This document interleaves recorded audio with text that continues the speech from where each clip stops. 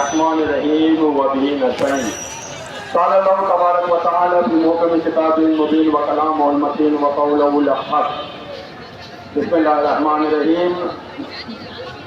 يا أيها النبي إنا أرسلناك شاهدا ومبشرا ونذيرا وداعيا إلى الله بإذنه سراجا ومنيرا. وقال الله تبارك وتعالى أيضا إن الله وملائكته يصلون على النبي يا أيها الذين آمنوا صلوا عليه وسلموا تسليما.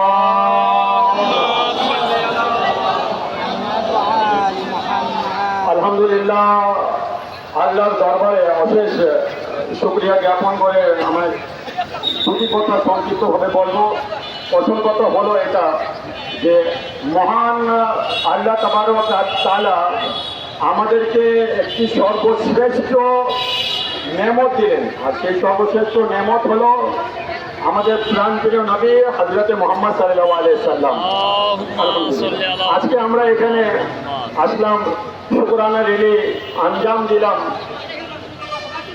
শুধু এটার জন্য যে আমাদের ঈমান রাসূলের প্রতি অনেক গভীর, যা বর্ণনা করে শেষ করা যাবে না।